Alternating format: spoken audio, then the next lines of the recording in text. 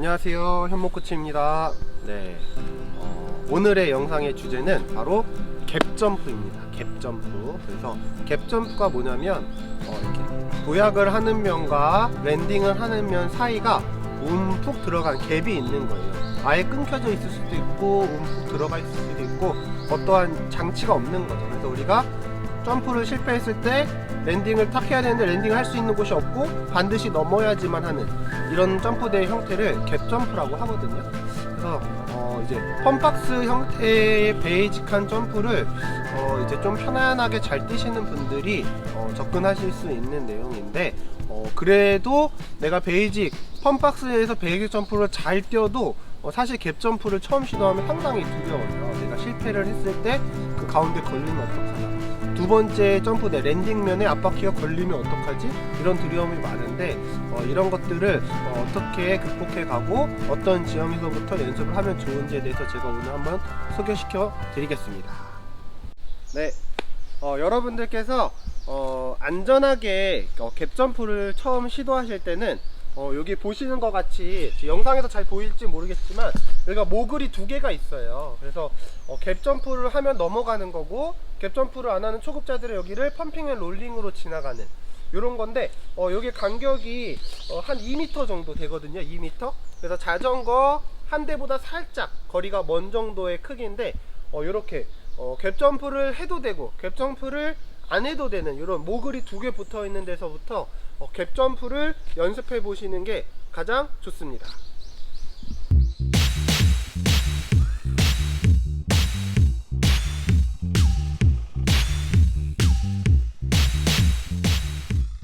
네, 여러분 보셨죠? 지금처럼 이렇게 모글이 두 개 있는 데서 연습을 하면 좋은 점이 뭐냐면, 바로 점프를 뛰지 않아도 내가 이렇게 진입 속도를 한번 맞춰볼 수 있어요. 왜냐면 내가 점프를 해야 되겠다는 마음을 먹고 평소와 같은 페이스로 진입을 해도 사람이 심리적으로 부담이 되면 제대로 퍼포먼스가 안 나와요. 그러니까 진입 속도를 내가 점프를 뛸 만한 속도로 진입을 해서 일단 점프보다는 주행을 한번 해보는 거예요. 그러면 이게 반복되면 좀 심리적으로 안정감이 들거든요. 네, 그렇게 해서 처음에는 바로 점프를 하지 마시고 진입 속도에 맞춰서 그냥 펌핑 앤 롤링으로 주행을 한번 해보시는 게 중요합니다.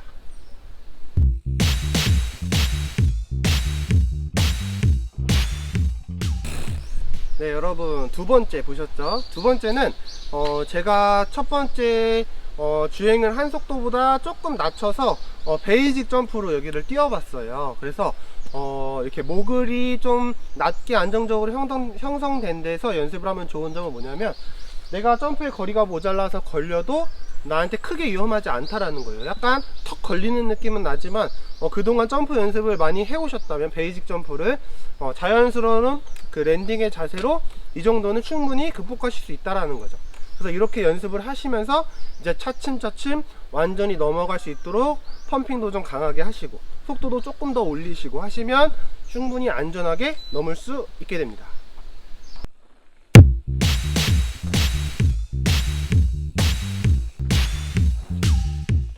네, 여러분 이제 세 번째로 제가 두 개의 모글을 갭 점프 형태로 넘는 점프 동작을 보셨죠. 그래서 이렇게 이제 두 번째까지 나의 이런 심리적인 걸 안정적으로 컨트롤 한 다음에 이제 세 번째는 내가 갖고 있는 베이직 점프의 테크닉으로 이걸 넘은 건데, 이제 베이직 점프로 갭 점프를 잘 넘는 거에 대한 팁이 있어요. 그래서 저도 처음에 갭 점프를 연습할 때 정말 잘 못 넘고 두 번째 그 경사에 앞바퀴가 걸려서 뒤집어진 적도 있고 튕겨 나간 적도 있고 이런데, 그때 제가 했던 실수를 생각해 보면 뭐냐면, 여기서 뛰어서 두 번째 점프대에 그 랜딩면까지 날아가야 된다고 생각을 했어요. 그러니까 저는 항상 점프를 뛰면 여기에 떨어지는 거예요. 근데 그게 착각이라는 거죠. 어떤 식으로 생각을 하셔야 되냐면, 이 점프대의 끝단 있죠. 이 점프대, 첫 번째 점프대의 끝단, 여기를 끝까지 활용해서 자전거가 채공이 되기 전에 모글의 중간까지는 뒷바퀴가 점프대를 최대한 활용해서 가운데까지 오셔야지 이 거리가 훨씬 더 멀리 나온다라는 거예요. 근데 이 갭이라는 것 때문에 내가 펌핑을 짧게 하니까 실질적으로 내가 점프대를 끝까지 활용을 못하고 너무 일찍 도약을 해버리는 거죠. 그러니까 비거리가 상대적으로 짧아지니까 자꾸 여기 중간에 걸리시게 되는 거예요. 그러니까 제 영상을 다시 한번 잘 보시면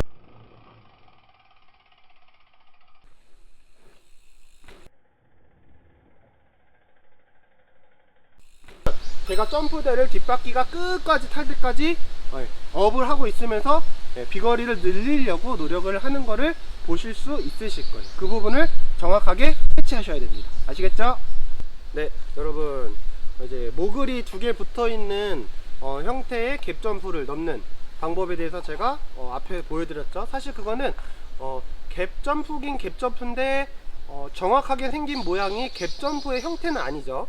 모글이 그냥 두 개가 있는 건데 그거를 갭 점프라고 생각을 하고 넘은 거니까.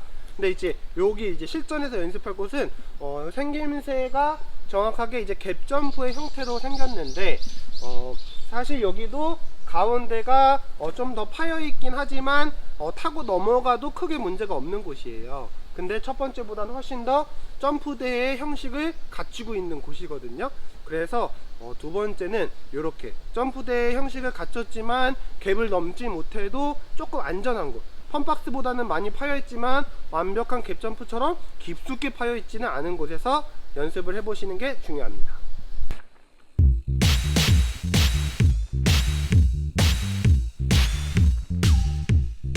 네, 여러분 보셨죠?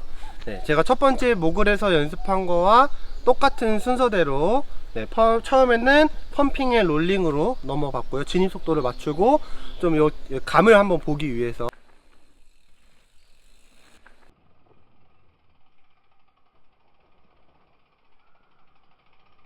두 번째는 속도를 조금 낮추고 살짝 뛰어서 일부러 랜딩, 두 번째 랜딩을 완전히 넘지 않고 중간에 한번 걸려봤어요.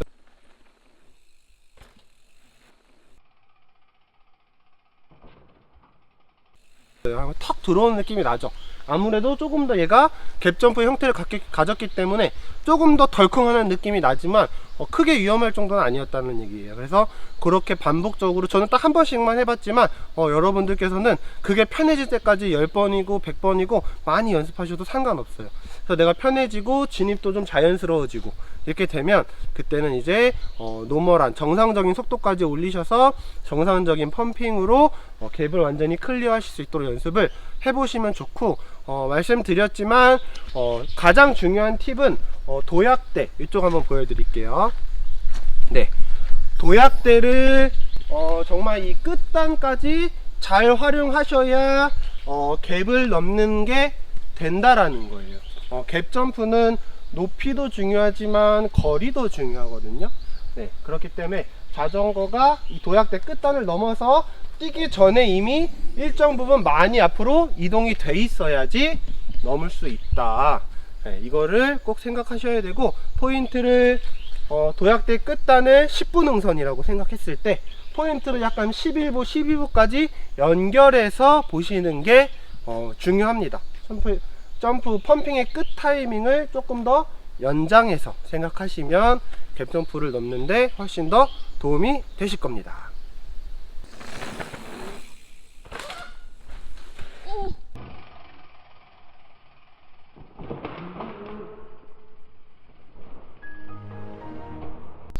네, 여러분 영상 잘 보셨죠?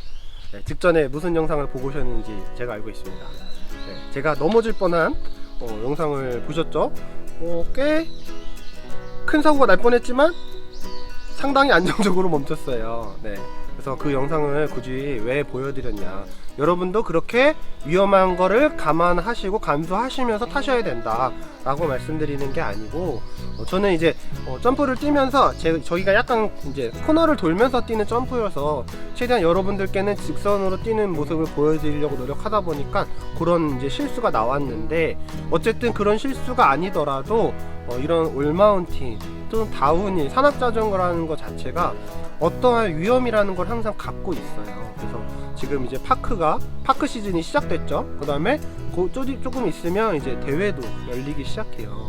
그래서 여러분들이 자전거를 타시면서 넘어지면서도 타야 되고 하지만 사실은 안 넘어지고 안 다치면서 안전하게 즐기실 수 있으면 가장 좋은 거잖아요. 근데 여러분들이 어떻게 안 넘어지고 안 다칠 수 있냐 하면 사실은 사고라는 게 한 번에 일어나지는 않아요. 제가 봐온 결과로는 그 넘어지기 전에, 사고가 나기 전에 조금의 전조 증상들이 있단 말이에요. 좀 위험했거나, 아니면 내가 점점 위험하게 타고 있거나, 아니면 내가 뭔가 너무 잘 타지는 것 기분을 내면서 내 스스로 나를 위험으로 몰아가고 있거나, 이런 전조 증상들이 있어요.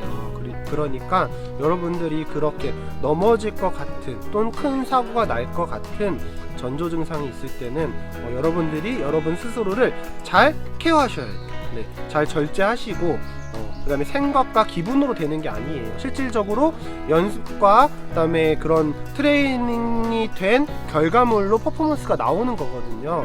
그렇기 때문에 항상 안전에 주의하시고, 그 다음에 저도 오늘 무릎 보호대랑 그 다음에 장갑 보호대 있는 이런 보호대들, 필요에 따른 보호대들을 했어요. 헬멧도 썼죠. 네. 그리고 제가 더 험하게 타고 더 빠르게 탔으면 상체 보호대도 있고 보호대를 더 추가했을 거예요. 여러분도 마찬가지예요. 대회가 있으면 대회 규정에 맞는 보호대, 그 다음에 여러분이 타는 스타일에 맞는 보호대를 꼭 안전하게 착용하시고 즐기시길 바랍니다. 이상입니다.